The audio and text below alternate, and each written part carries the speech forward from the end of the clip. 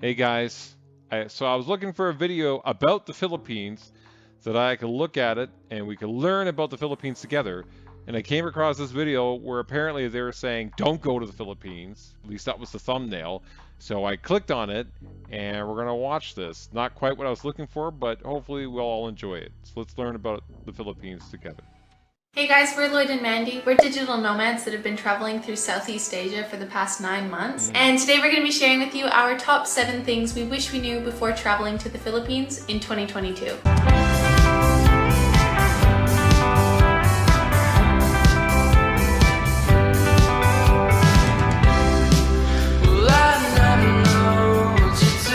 So we've been in the Philippines now for almost a month, and to be honest, we didn't do a lot of research before coming here. We just knew it was somewhere we really wanted to go. So hopefully this information will help you guys have a better understanding of what it's like here before you come.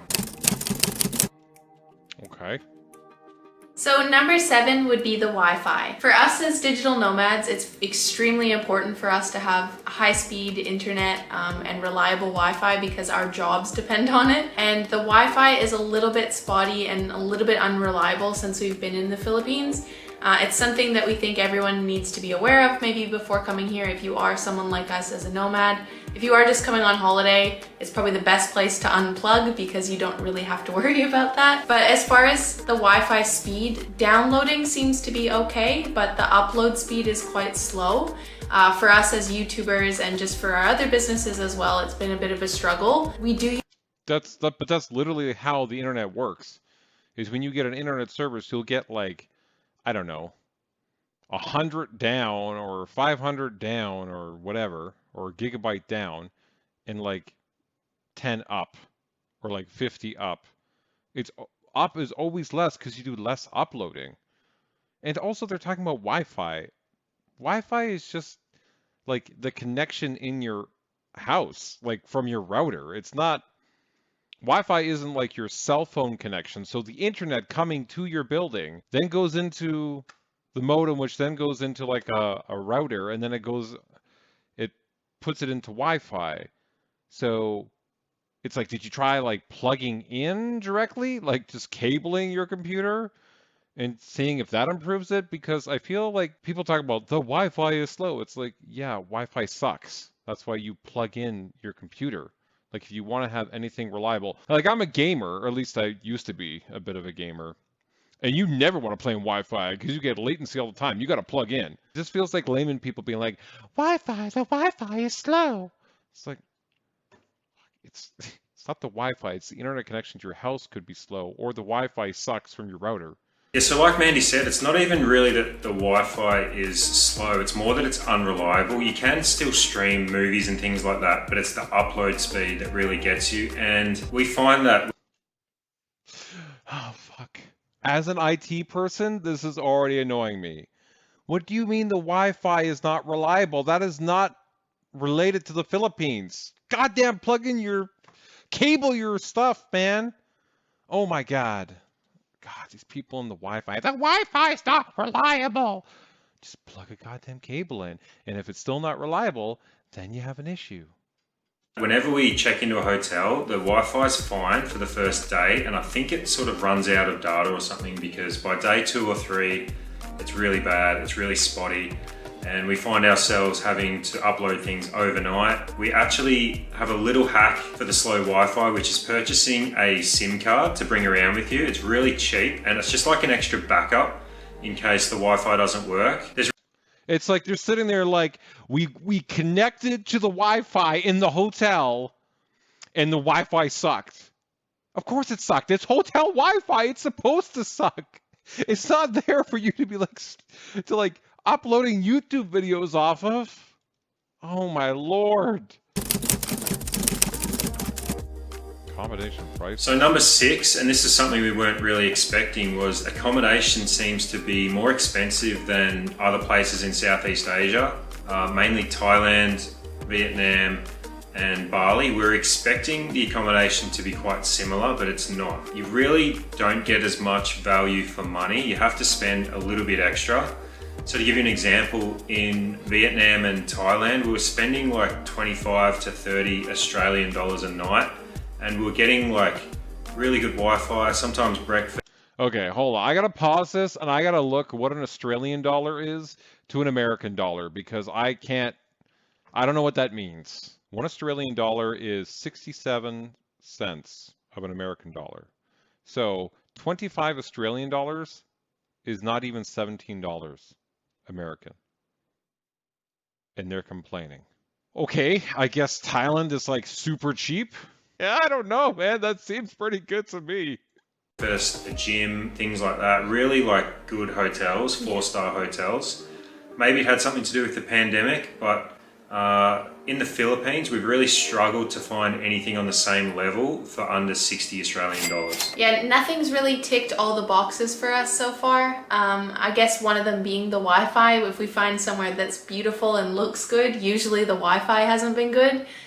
So yeah, that has been a bit of a challenge as well since we've been here. That's not to say that the Philippines is more expensive. We actually just did a video on the cost of living in the Philippines. You can click the link and watch it later, but it sort of evens out because other things like food and transport is really cheap here. Well, there you go. So you're saying like it's expensive to find accommodations, but the other things are cheaper. So really, you're doing good. I don't know what all the complaining was about. Seafood and barbecue. So number 5 is probably my favorite one. Philippines has the best seafood I've ever had in my life and the best barbecue as well. Oh my God, that looks good. What is that? No, that's meat. That's not seafood. That's like pork or something. But it looks very tasty. I've said this in multiple of our videos, so everyone's probably sick of me saying it, but it's true. Delicious and so fresh. Yeah, and honestly, it makes sense because... Oh my God, look at that mango and pineapple. Oh God, I love mango and pineapple. Because the Philippines is thousands of... Oh my God, look at it. Oh my God, I would just take that. I would just eat that. I don't even care about anything else. I just want to eat that mango and pineapple, baby. Okay, I'll have some shrimps too. Islands, and you're surrounded by water everywhere you go. So it does make sense that they would have good seafood, but the... Ooh, looks like octopus, something? I don't know, what is that? Octopus, there's shrimp, octopus, some kind of like fish. Octopus looks tasty. It looks like it's stuffed with something. Ooh, that looks good. Barbecue's something that really took us by surprise. The barbecue's been awesome. I thought this was supposed to be bad things. That's what the thumbnail said. Traveling around. So number 4, traveling around the Philippines isn't really cheap.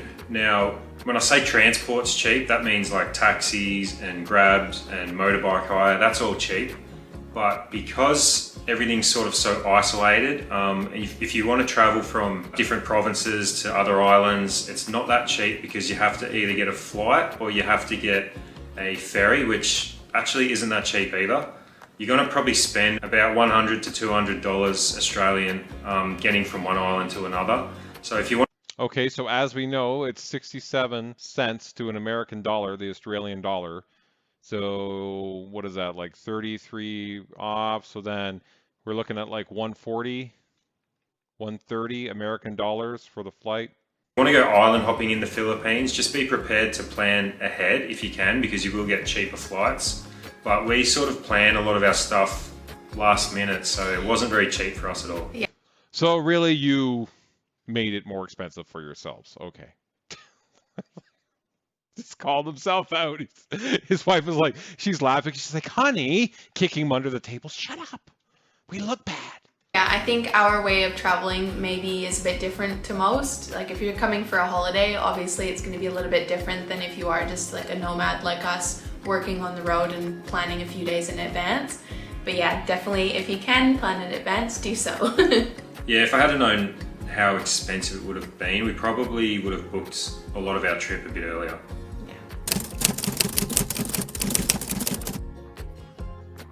We were actually quite surprised at how many people speak English here. Oh my God, all my Filipinos are going to be mad. They're going to be like, do you not know that it's their second language here? What is wrong with all you foreigners? I know the comments are coming. I know they're coming. If you go to some of the smaller islands, it's still a little bit of a grey area where they don't speak as good at English, but pretty much everywhere, if you walk into a shop or a restaurant and you speak English, they're going to know what you're saying, to an extent anyway, because I have an Australian accent and they don't understand me anyway. No one understands you. American influence. Okay. So one thing I noticed and wasn't really expecting is just how much of an American influence there is here. I didn't know, but apparently Philippines is the only country in Asia that doesn't use chopsticks. Oh, that's interesting. But also kind of makes sense because, yeah, I've never seen a Filipino using chopsticks. As we mentioned before, their barbecue is amazing, and you'll find like burger joints and really like Western Americanized food restaurants all over the Philippines. They also drive on the right-hand side of the road, which was a bit of a shock coming from the other parts of Southeast Asia. They also, as we mentioned, they speak a lot of English, and the number one sport in the Philippines is basketball, which was very surprising because everywhere else in Asia it seems to be like soccer or football, whatever you call it. Lots of soccer, yeah. We're actually going to our first Filipino basketball game in a couple of days, so make sure you check out that video when we release it. That's interesting. But aren't Filipinos generally short? I'm just picturing a bunch of short guys playing basketball. Nobody dunks. No dunking. It's all layups and three-pointers. As a Canadian, I feel like I felt more at home here because of Oh, she's Canadian. Woo! Good job, girl. Good job. the American influence. I don't know. Because of all the other countries we'd been to, it was kind of nice coming somewhere that had that American feel to it. It sort of made me feel, yeah, like I was back in Canada a little bit. I'd say it's... I love how she's like, the American feel made me feel like I was back in Canada. It's like, it's because basically we're the same goddamn country for most of it. Like, the differences between Canada and America are like very minor. It's more like gun culture and we're colder.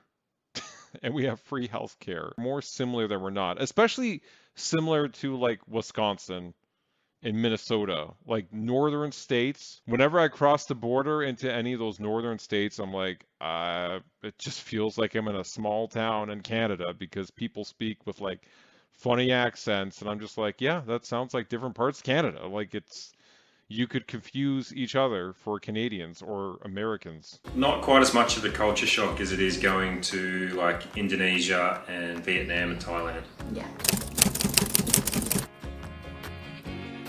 And number one would be the weather. So the weather's been pretty inconsistent and different everywhere that we've been so far. Yeah, I was really surprised because the first place we really went was El Nido, and it pretty much rained every day, which we knew we were coming in the middle of wet season. But then somebody reached out to us and told us that Siargao is actually dry season, and I thought that can't be possible. Like, they're not that far from each other. I think it was about an hour flight or something. And it turns out that July is the driest month in Siargao, and since we've been here, it's been pretty much blue skies every day. Look at that. That's gorgeous. There you go. Beautiful. Beautiful, the best weather, and the water and everything, like just being in Siargao has been beautiful. Like the best, I think actually the best weather we've had since we've been in Southeast Asia for sure. Yeah, for sure. I mean, it does rain a lot in Siargao, but we just happen to get lucky and be here in the dry months. So if you're planning a trip to the Philippines, it's not a blanket weather system across the whole country. Just do your research. Dude, those palm trees are gonna fall over on the beach. What is going on here? You could walk up the tree. What the heck? Okay, I'm not used to palm trees, y'all. Not used to palm trees. And you'll find that there's probably certain areas that you're better off going at certain times of year. Just keep in mind if you are going to these other islands as well, just an extra side note, because of the rainy season and being on islands, it is a little bit buggy. I've noticed like there's lots of, creepy crawlies and mosquitoes are pretty prevalent here. So if you are, prone to getting bit, just keep that in mind. Bring lots of mosquito repellent with you because I'm someone that constantly gets bit by everything. So just to keep that in mind as well. God, I'm telling you, Like there's certain seasons here, it's like clouds of mosquitoes. It looks like a dark cloud is just like flying through the air. And one time I had to pull over on the side of the highway to like let my dog go to the washroom. And oh my God, dude, we went out and the cloud just turned and came back. And it's just a swarm of mosquitoes, man. It's not, there must have been like a million of them. It was freaking horrendous. And also being like monsoon season doesn't mean it rains all day. It just might be cloudy for most of the day and you'll probably get an hour or two of rainfall in the afternoon, so it's not too bad anyway. We hope you guys have found this video helpful in some way. If you It was helpful, but it was also misleading because your thumbnail was like, don't go to the Philippines. And I was like, oh, they're gonna tell me a bunch of bad things about the Philippines. But all you complained about was the Wi-Fi. But you don't seem to understand how internet works. It's like, just plug in. I actually enjoyed that video. I thought it was really nice. I think it'd be really cool to visit the Philippines. Okay, thanks guys. Appreciate you all. And I hope you enjoyed learning about the Philippines with me.